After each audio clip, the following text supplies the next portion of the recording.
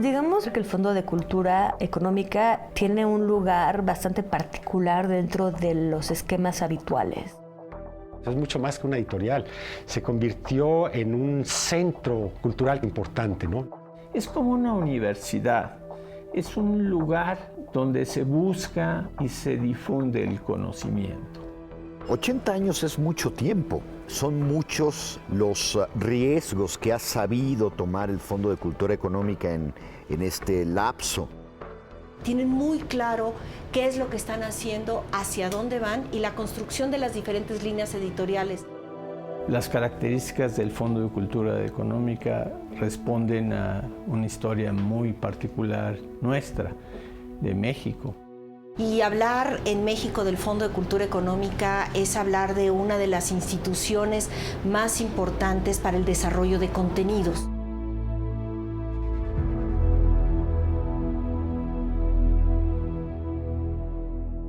Desde luego me es muy entrañable la historia del fondo, me parece que fueron unos gigantes visionarios. Los grandes proyectos editoriales surgen a finales del siglo XIX, principios del XX. El proyecto del Fondo de Cultura llegó 20 años más tarde, en comparación a los franceses, a los ingleses o a los alemanes, pero llegó para quedarse. El Fondo de Cultura Económica es una institución que nace por iniciativa de don Daniel Cosío Villegas, que fundaron en los años 20 la Escuela de Economía de la Universidad Nacional y se dieron cuenta que los estudiantes no tenían textos. No hay libros para estudiar en español. Estos maestros dominaban, o por lo menos leían en inglés o en francés, estos libros. Pero ya las nuevas generaciones de estudiantes no leen en inglés, no leen en francés. Y entonces hace falta traducir esos libros para que los estudiantes mexicanos de la carrera de economía puedan seguir sus estudios. Entonces dicen, pues vamos a echarnos la tarea de traducir estos libros y de publicarlos. Pero ¿con qué recursos? ¿Con qué sello editorial? ¿Quién se va a responsabilizar? ¿Cómo hacer esto de manera más técnica? Y entonces Daniel Cosío Villegas pensó originalmente que esta labor la podrían hacer las editoriales españolas, pero no encontró realmente resonancia su iniciativa. Y entonces, como él y sus colegas estaban todos de alguna manera participando en el gobierno de la Revolución Mexicana, sobre todo con el impulso del nuevo gobierno de Lázaro Cárdenas en 1934, consiguen financiamiento de un banco de crédito hipotecario y un espacio para trabajar. Y forman un fondo quiere decir un fondo financiero, es decir, una bolsa de recursos, de dinero, para financiar las ediciones, y de ahí sale el nombre de fondo. Y económica no es porque sea barata, sino porque eran libros de economía, básicamente. El 4 de septiembre de 1934 se fundó la editorial Fondo de Cultura Económica ante notario público. Sus primeros 5 años el Fondo de Cultura hacía libros, estudios y ensayos de estudios económicos sobre infraestructura hidráulica, infraestructura bancaria, financiera, en fin, de eso se trataba, ¿no? Entre esos años, entre el 34, su fundación, y el 38, se publican muy pocos títulos. El primero de ellos es muy importante, porque habla de lo que va a ser la caracterización del Fondo de Cultura Económica. Se publica El dólar plata, que tradujo Salvador Novo, que no es economista, es un poeta y que no cobra por la traducción, es un apoyo como empezó a hacerse todo esto. Desde el principio el fondo congregó un equipo de grandes traductores. De ahí a decir que ya está la editorial caminando, va a transcurrir por lo menos unos 5 años en donde esto empieza a tomar cuerpo, forma y proyección. Pero este editorial, que para 1938 tendría en su haber, en su catálogo, muy chiquito, alrededor de una veintena de títulos, en el 38, 39 sobre todo, empieza a sufrir una transformación muy profunda y muy rápida, derivada del arribo a nuestro país del grupo de refugiados republicanos españoles.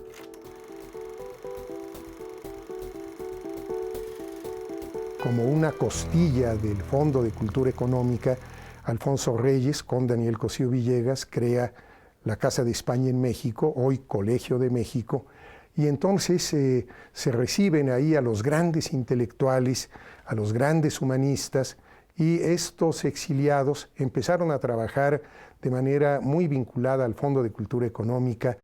Empieza a crecer como la expectativa con el fondo, porque el fondo empieza a publicar a todos estos exiliados políticos. Que vienen a aportar no solo su experiencia en el área académica, sino incluso hasta como traductores. Supieron aprovechar muy bien el vacío, la depresión intelectual y editorial que implicó para España la dictadura franquista. Hay un espíritu de echar a andar una empresa cultural y que la Casa de España, junto con el Fondo de Cultura, que comparten el mismo edificio, tenían un local pequeñísimo en la calle de Madero, y ahí se juntaron, compartían la renta, compartían las limitaciones, y yo creo que era un espíritu muy heroico, porque sin recursos tenían que hacer muchas cosas. Y esa pobreza yo creo que fue el gran detonador para ser mucho más creativos con menos recursos. Entonces muy rápidamente se extiende eso a otras áreas de las humanidades, a derecho, a sociología, a filosofía. Entre el 39 y el 42, la colección de economía ya va a estar acompañada de la colección de sociología, la colección de filosofía y muy pronto la de ciencia política. Que fueron creando realmente un patrimonio editorial muy, muy importante. Dejó de ser una colección de economía para convertirse en una editorial de carácter científico en ciencias sociales y humanidades. El Fondo de Cultura Económica comprendió muy bien la necesidad de diversificarse y comenzaron a aventurarse en un tiempo, en una época en que había una cierta prosperidad editorial importante en América Latina. Gentes como Cosío, que era un visionario, pues vieron muy claramente estas oportunidades, ¿no? Venimos a verlo a usted para hablar de sus libros y para preguntarle qué nos dice del premio que obtuvo. Para mí fue una sorpresa, en parte por lo que digo en ese discurso, que nunca he trabajado con la idea de distinguirme, de sobresalir, ¿verdad?, de sacar la cabeza de los demás y en consecuencia decir, por favor, denme un premio, denme una distinción, ¿verdad? Y en parte porque siempre he mantenido una actitud independiente de los círculos oficiales, ¿verdad? De modo que, digamos, para mí fue una sorpresa. El fondo se concibe muy rápidamente como un proyecto latinoamericano. Así lo entiende Cosío Villegas desde 1940, no solo porque el lectorado es necesario, no hay suficientes lectores en México, sino también por ideales, ¿no? La idea de que somos un continente nuevo y que hay que construirlo a través de los libros y a través de la comunicación, a través de los libros y el pensamiento. Entonces Cosío Villegas hace un primer viaje, este viaje es importantísimo. En 1941 hace un viaje como director del fondo por todas las capitales de América Latina. Establece vínculos y trabaja en estos vínculos, es decir, está constantemente en contacto con los autores, con la gente que lo está ayudando en los diferentes países a realizar los diferentes proyectos. Los autores que entonces se incorporaron eran los jóvenes autores que más adelante construirían o constituirían el boom latinoamericano. ¿Cómo haría usted el retrato hablado de Daniel Cosío Villegas? Bueno, me pone usted en un aprieto, porque la verdad de las cosas es que yo no me veo a mí mismo sino una vez al día a la hora de afeitarme.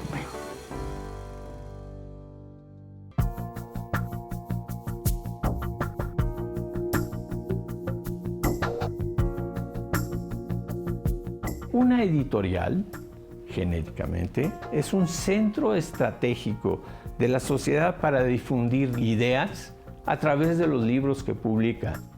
Si ustedes revisan lo que se publicaba por parte privada en esos años, ven claramente el liderazgo intelectual que ejercía el fondo, ¿no? Sucede que el Fondo de Cultura Económica, a partir de aquellos años, empieza a abrir filiales. Entonces en el 45 se pone el fondo en Argentina como una primera filial para, en principio, comercializar los libros que producía el Fondo en México, pero también muy pronto para captar allí mismo otros autores y para empezar incluso a publicar ediciones. Y llega en un momento donde había un proceso político de crecimiento y de inclusión social y de crecimiento y desarrollo de lo que es la clase media, donde también había una política fuerte de acceso a la información y a la cultura. Desde hace mucho que el fondo ocupa un papel muy importante en la difusión de la literatura latinoamericana, de la producción literaria, y no solo eso, el fondo tuvo un papel muy importante en la difusión de libros que no estaban traducidos del portugués a otros idiomas. No toda gente leía en inglés, no toda gente podía tener acceso al original. Entonces el fondo tenía un papel muy importante en ese sentido. Hay que pensar además que estas filiales han sido ventanas muy importantes en momentos críticos de esos países.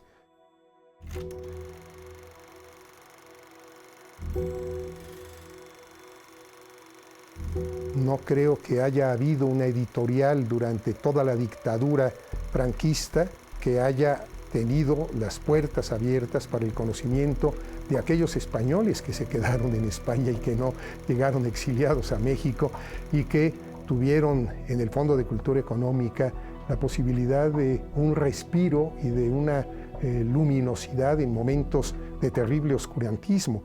Hay unas anécdotas geniales, ¿no? Javier Pradera hizo unas memorias muy interesantes en las que dice cómo pues, los libros del fondo llegaban casi de contrabando para burlar la censura, las aduanas de corte ideológico. Incluso, bueno, pues había bandas protofascistas. Una vez le pusieron ahí una bomba a la filial de Madrid, del Fondo en Madrid. Los libros del Fondo, digamos, también tuvieron una importancia en aquellos momentos difíciles y duros de la Argentina, la época de la dictadura militar. Y me acuerdo que por muchos relatos de muchos de los libros del Fondo de Cultura Económico vinculados a la economía, a la filosofía, fueron considerados como peligrosos y subversivos por la dictadura militar. Y muchas familias, muchos intelectuales académicos tuvieron que esconder muchísimos de esos libros y otros, lamentablemente hasta quemar, porque si en las requisas, en los allanamientos los encontraban, bueno, los catalogaban de subversivos o los detenían o los desaparecían. En Chile, Pinochet cerró la filial del Fondo de Cultura Económica y no se abrió sino hasta después de pasada la dictadura, una vez que se restableció. Alguna vez tuve una mesa redonda con intelectuales brasileños y decían que sin el Fondo de Cultura Económica no hubieran tenido en ese entonces un acceso a la cultura. Era mucho más fácil acercarse al español para leer los libros que publicaba el Fondo de Cultura Económica que a otras lenguas. Si tú vas a América Latina, presidentes, empresarios, líderes sociales te dicen, yo me formé en el Fondo de Cultura Económica.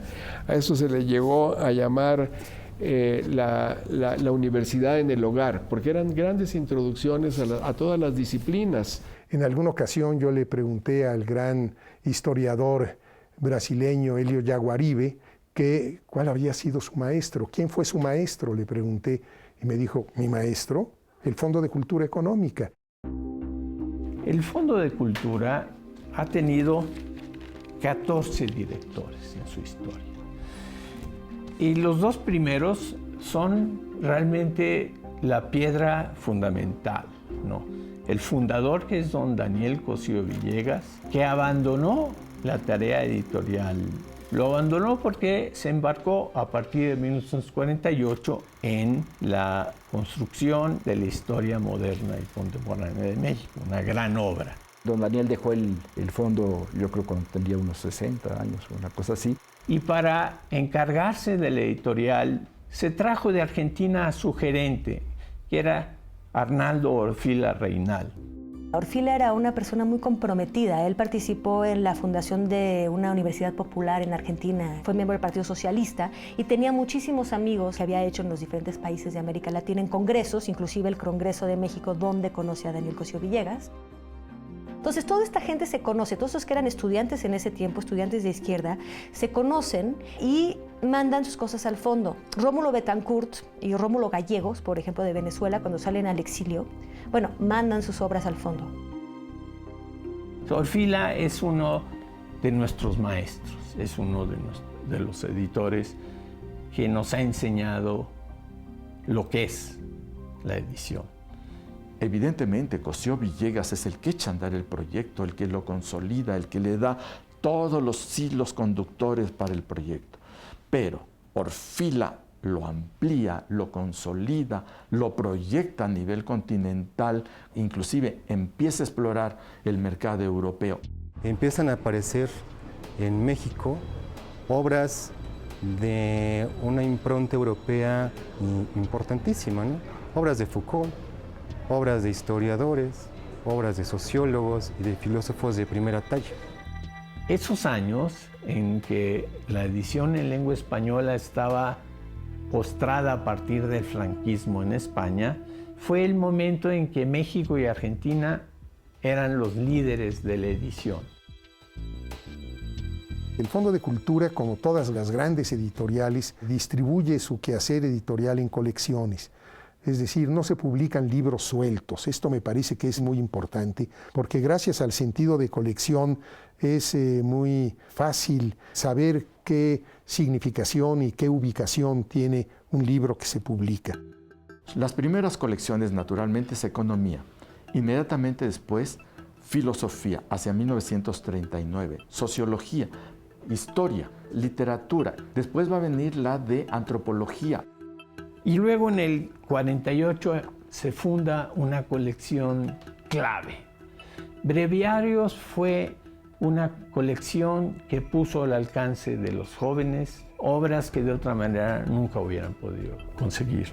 Con toda una serie de títulos insustituibles, ¿no? Esa colección para mí es una de mis preferidas, ¿no? En el sentido de que se abre un mundo, no solo para mí, sino para muchas personas, ¿no? Aquí cabe hacer un apunte. Hasta este momento, en realidad, lo que estaba ofreciendo el fondo a sus lectores era la traducción de obras fundamentales. Pero ya con Tezontle empezó a incorporar a su catálogo autores mexicanos. Era una colección que iba a recoger poesía. Y entonces el ave de las 1000 voces que celebraba Netzahualcóyotl, que es el Cenzontle, ¿no? Y entonces por teléfono le habla al editor, dice, ¿cómo se llama la colección? Dice Cenzontle. Y el tipo en el taller oyó Tezontle, ¿no? Entonces se puso Tezontle y salieron los primeros 2 libros Tezontle en lugar de Cenzontle. Bueno. En el 52 se funda una colección de literatura que también es un clásico, Letras Mexicanas. Jaime García Terrés, el poeta de las provincias del aire y los reinos combatientes. Fernando Benítez, que ha escrito novelas y reportajes sobre la historia viviente de México. Rosario Castellanos, que fue la famosa colección de los 100 libros que había que tener en todas las casas, ¿no? Lecturas mexicanas. Ahí es donde apareció por primera vez Pedro Páramo, donde se publicó uno de los primeros libros de Juan José Arreola, Casi el paraíso de Luis Espota. Ahí publicó Carlos Fuentes La muerte de Artemio Cruz. Que yo los tengo y cada vez que se acercan los amigos y me los quieren birlar, los tengo que pasar a la báscula, ¿no? Estamos viendo que paulatinamente en el transcurso de 1940 a 1955, de ser una sola colección, se convierte en una editorial que tiene aproximadamente 8 o 10 colecciones. Que surgen de autores que no solamente son los renombrados, son autores que tienen un trabajo muy minucioso, muy profundo, son adecuados para cierta época, pero que logran trascender a lo largo de varias décadas. El fondo se convirtió en escuela de edición.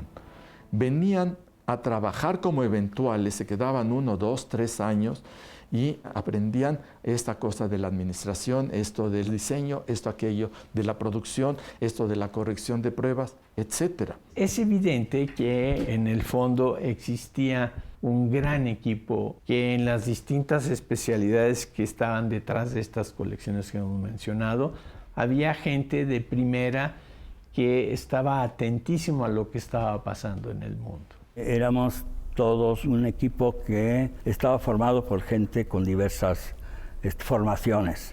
algunas académicas y otras más bien autodidactas. Teníamos filósofos, teníamos químicos, teníamos un antropólogo, un sociólogo, para poder revisar determinado tipo de libros que se nos daban para corregir, ¿verdad?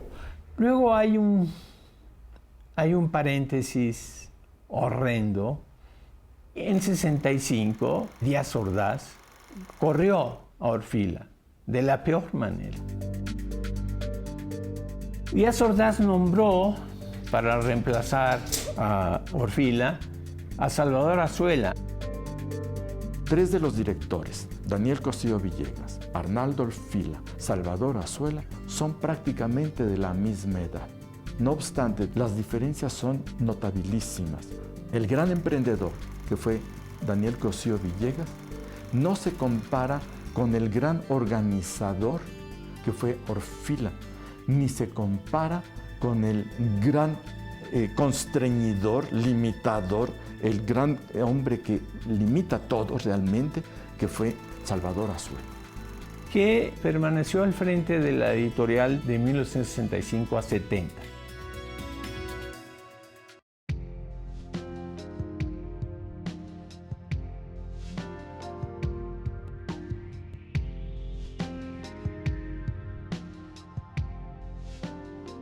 Normalmente se hacen cerca de 900 órdenes de trabajo, 900 títulos diferentes en todo un año.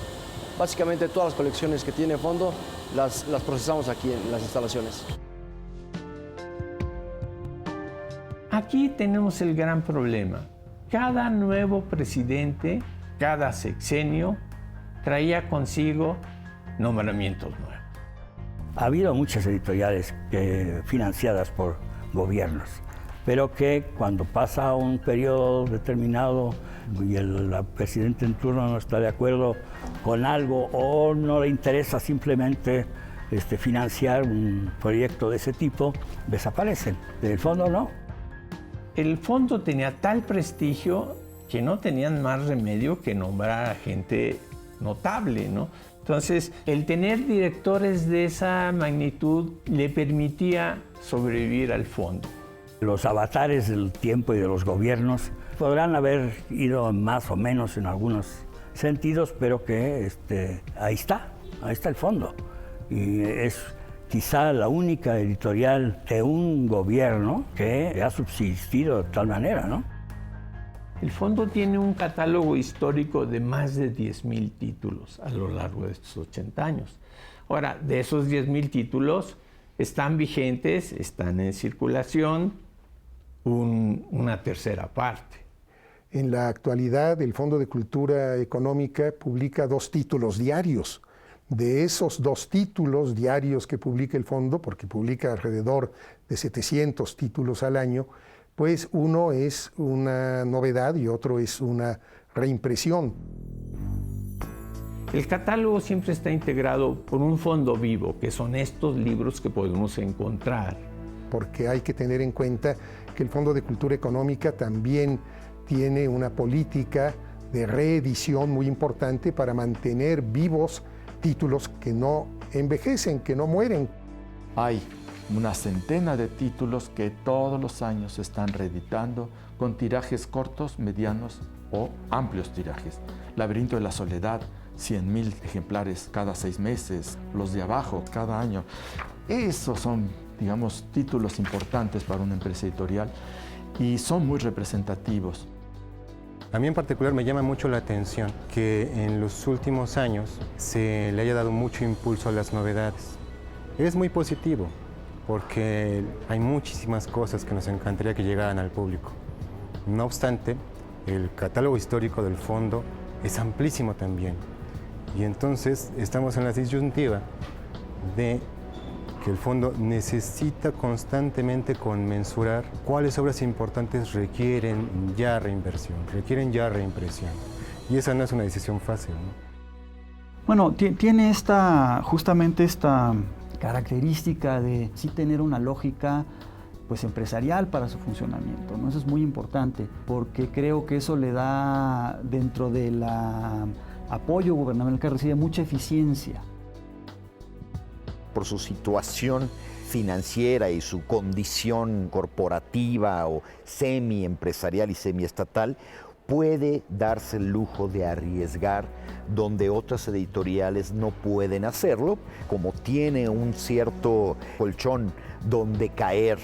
Y eso le ha permitido a algunos directores tomar riesgos que en efecto ningún otro editorial va a tomar, pero ellos son la punta de lanza. Cuando yo era director del Fondo de Cultura Económica e iba a las grandes ferias internacionales, comprábamos muchos derechos, es decir, muchos títulos que enriquecen sin lugar a dudas nuestro patrimonio cultural.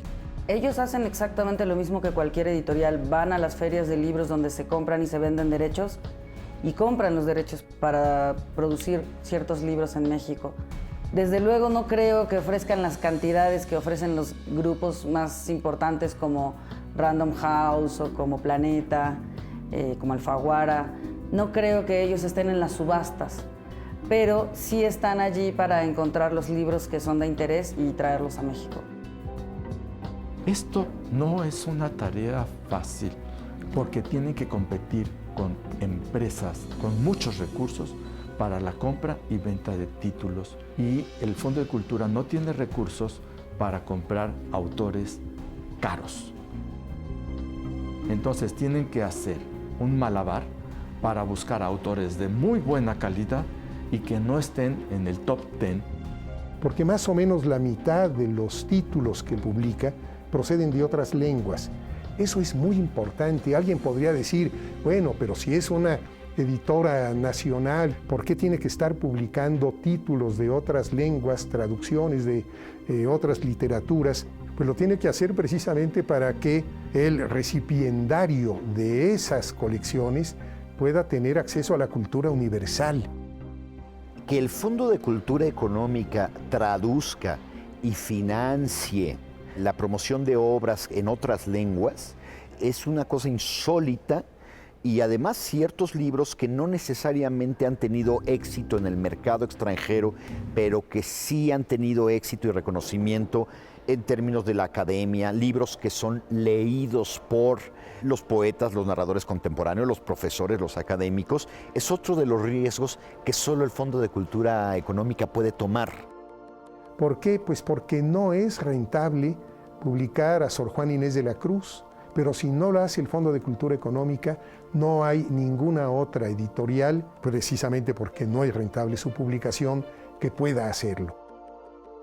Yo diría que es una conciencia del valor de su patrimonio como conjunto, digamos, ¿no? De el valor de su catálogo. Es decir, si hay algo para lo que sirve que el fondo tenga un apoyo financiero, gubernamental, es para mantener en catálogo una serie de libros que comercialmente sería difícil, ¿no? Que no serían de interés porque son poco rentables.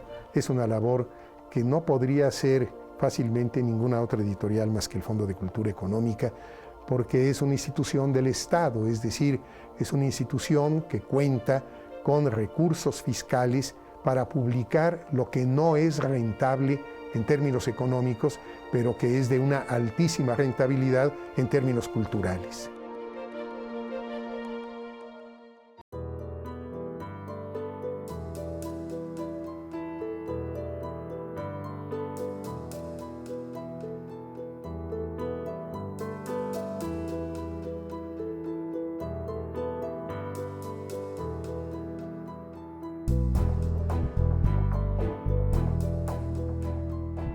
¿Qué es editar un libro? Es una extraña alquimia textual que sucede gracias a la participación de la entera estructura editorial y es la suma de todas sus actividades. No se puede decir que alguien en particular es responsable de la publicación de un libro. Es una estructura completa. El Fondo de Cultura Económica, desde el inicio, tiene una estructura que ha permitido a lo largo de estos 80 años tener muchos cambios y transiciones adecuados según los parámetros y los requisitos tanto del autor, de los contenidos, de la industria, de la producción, pero sobre todo también del lector al que se están dirigiendo. El sistema del fondo sí está muy estructurado. El fondo tiene una serie de comités que le sugieren títulos, pero a la vez esos comités avalan los libros que sugieren lectores o autores mismos al fondo para publicarse. El mundo de la edición está lleno de miles de actores. Yo creo que son muchos los que influyen para la toma de decisión de un libro. No es una producción lineal, es una producción colegiada necesariamente, ¿no? Esto nos lleva a otros proyectos mucho más recientes del fondo, que es los libros para niños. Yo creo que también ahí han logrado colocar a grandes editores para darle una visibilidad importante a contenidos infantiles con muy buena producción, ¿no? La primera incursión seria del fondo en el terreno de la literatura infantil, que es la colección A la orilla del viento, que con el apoyo de la Madrid hizo Daniel Goldin. Bueno, esta vertiente del fondo, la colección A la orilla del viento, nació por una inquietud de Jaime García Terrés. Él decía, tenemos un acervo en ese entonces de más o menos 5,000 títulos. Tenemos ese acervo tan grande que ha educado a Hispanoamérica, Latinoamérica, pero nos faltan lectores. Tenemos que conquistar más lectores. ¿Y cómo hacerlo? Pues vamos a apostar por crearlos. Por azares del destino, estuve en las discusiones acerca de si se debía publicar libros para niños en el Fondo de Cultura Económica, una posición que, contrario a lo que podría suponerse, yo no estaba pues de un lado. Tenía mis argumentos a favor y mis argumentos en contra de si el Fondo de Cultura Económica debería publicar libros para niños. Lo que sí tenía muy claro yo es que si asumía el reto de publicar libros para niños y jóvenes, debía hacerlo de una manera en que fuese honrada la tradición del Fondo de Cultura. Dando prioridad lo mismo a escritores mexicanos que a la traducción de grandes obras de la literatura infantil, que suelen ser muy caras porque incluyen algo que es muy difícil y muy caro, que son las ilustraciones. La apuesta que hizo el fondo es una apuesta absolutamente importante.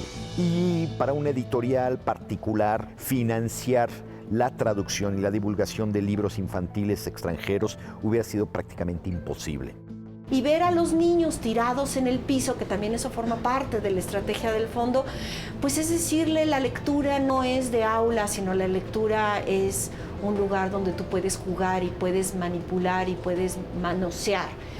Y desde ahí es donde empieza una promoción de la cultura, donde los niños los hacen atravesar por un espacio quizá del adulto para llegar al del niño, y entonces el niño va sintiendo que ese espacio es suyo y no le es ajeno.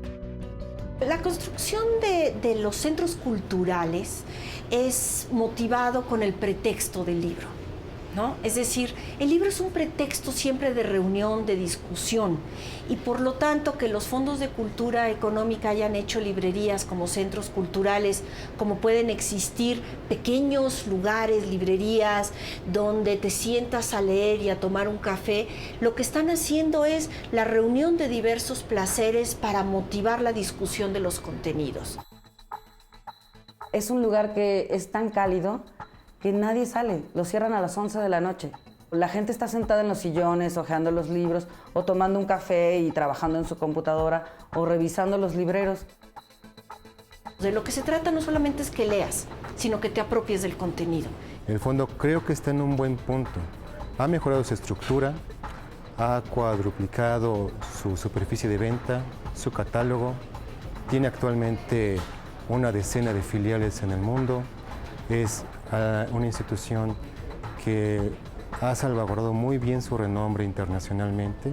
Tenemos una responsabilidad de hacer que el libro digital, el libro en papel, siga siendo una opción para el crecimiento del pueblo, que ante todo necesita educación.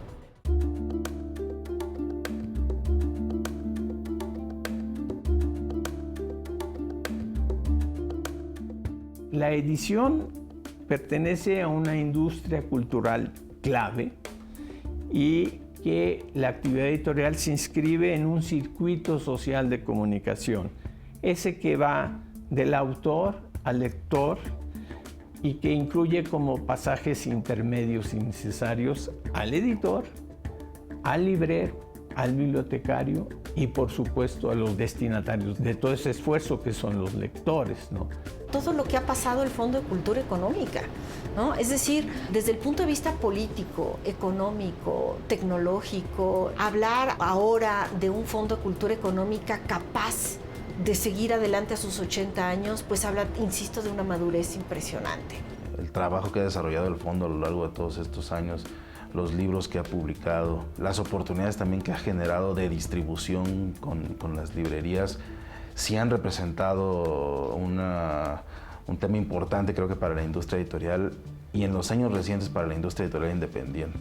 Es una parte de la cadena editorial latinoamericana más importante, aunque sea parte del gobierno mexicano, se ha convertido en una editorial de referencia. El Fondo de Cultura es una punta de lanza tanto para escritores noveles como para poder dar a conocer a las nuevas generaciones el conjunto de la obra de los escritores clásicos más importantes, ¿no? Por ejemplo, en el caso ahora de las celebraciones del Fondo de Cultura, están sacando libros con la obra completa de Octavio Paz, de Efraín Huerta, en fin. Y como tal, creo que entre sus exigencias debería estar ser ambicioso para los cambios que tenemos en puerta. Tenemos la llegada del libro digital. Por supuesto, creo que sí tiene un reto enorme en relación con las nuevas tecnologías. El libro electrónico está empezando a entrar a nuestro país, ya en otros países, en Estados Unidos, en Europa, representan las descargas más del 50% de lo que significa la venta del libro impreso. Bueno, de hecho el fondo hace ya algunos años lo primero que hizo fue digitalizar su catálogo. Muchos libros están en un soporte digital.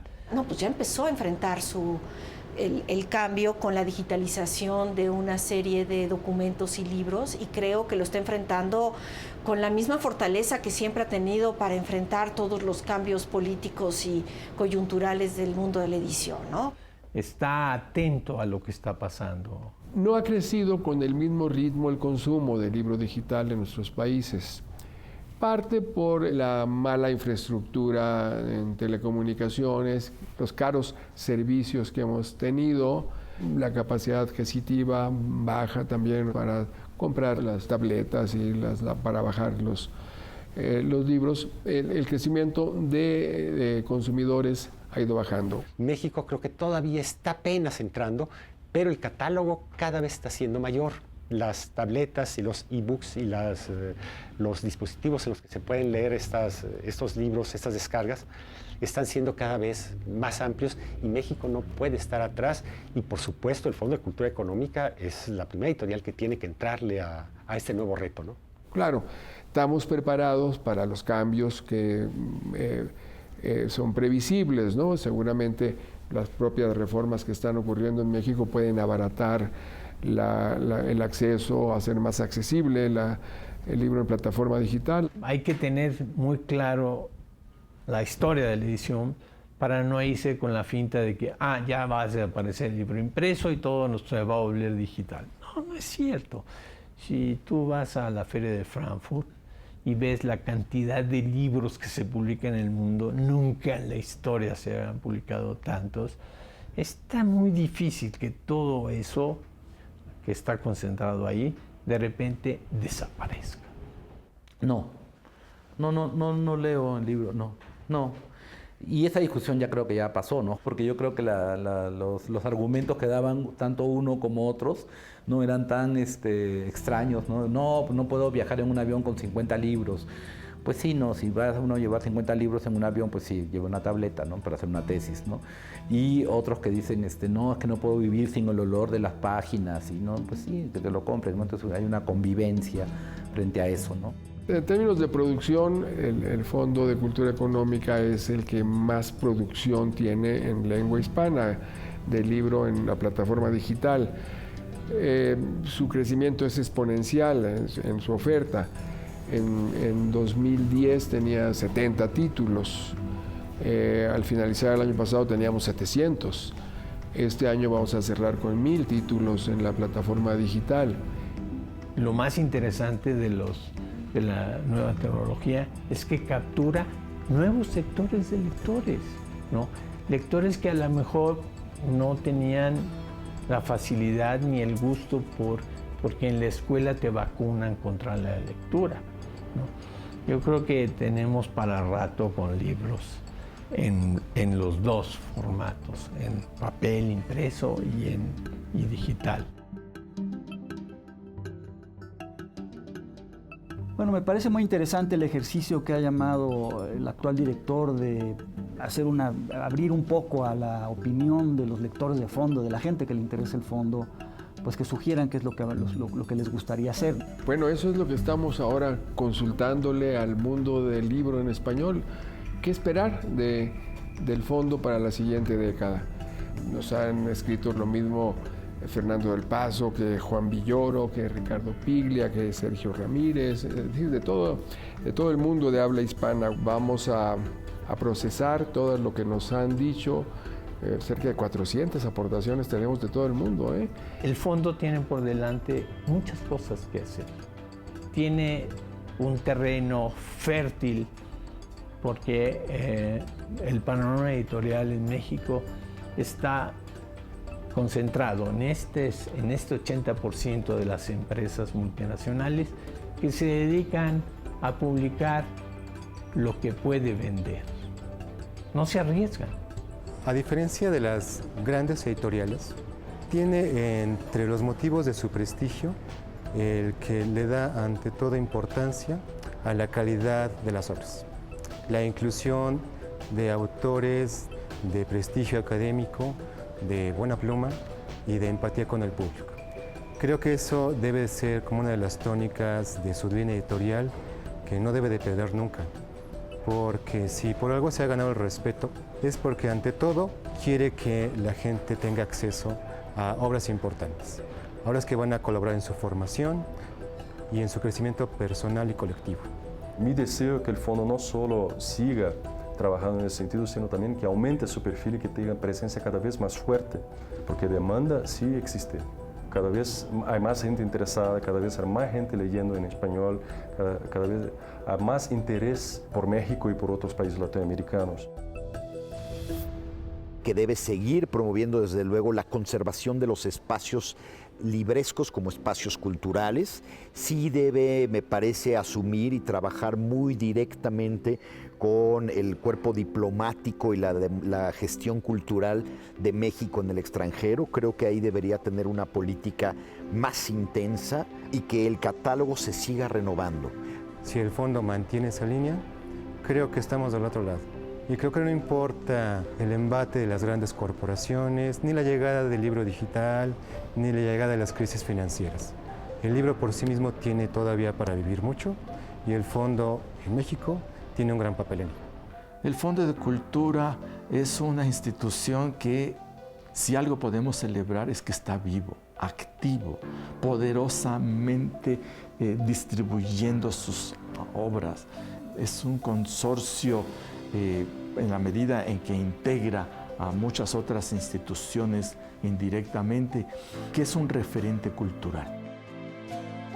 Y el fondo, bueno, pues como editora del Estado, como gran institución cultural de dimensión panhispánica, yo creo que es una institución que, como Jano, debe mirar hacia atrás y hacia adelante. Es decir, por un lado, el Fondo de Cultura Económica es una institución que debe rescatar nuestra tradición permanentemente y al mismo tiempo estar siempre abierta a la modernidad.